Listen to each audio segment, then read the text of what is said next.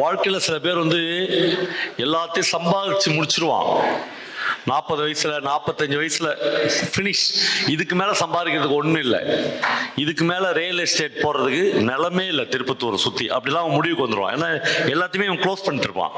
சக்சஸ்ஃபுல்லாக எல்லாத்தையும் முடிச்சுட்டு பேங்க்ல ஒரு 10 கோடி, ஒரு 4 வீடு எல்லாமே செட்டில் ஆன பிறகு அவனுக்கு என்ன பண்றதுன்னே தெரியாது.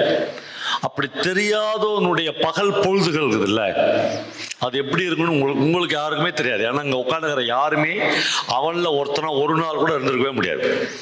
பயங்கரமாக சம்பாரிச்சுட்டு இதுக்கு மேலே இந்த வாழ்க்கை எப்படி ஓட்ட, ஏன்னா சக்ஸஸ் அவனுக்கு எல்லாமே. சக்ஸஸ் என்பது பணம் மட்டும்தான். இவன் இன்னொருத்தனுக்கு அட்வைஸ் பண்ணுறான். இந்த மரபு இருக்குல்ல, அது இன்னைக்கு இருக்கு. என்னன்னா நம்ம டிவியை திறந்து பாருங்க, அப்படியே ஒயிட் ஷர்ட், ஒயிட் வேட்டி, கரை வேட்டி கட்டி நாம எவ்வளோ ஒழுக்கமாக இருக்கணும் அப்படின்னு இவன் அட்வைஸ் பண்ணுவான். அடுத்த நாள் கோர்ட்டில் போனால் 1,10,000 கோடி அடிச்சான், 45 கோடி அடிச்சான், 80 கோடி அடிச்சான்னு இவனை நம்மளுக்கு காமிக்கிறான். இவன் முந்தின நாள் காலையில் நம்மளுக்கு அட்வைஸ் பண்ணியிருப்பான்.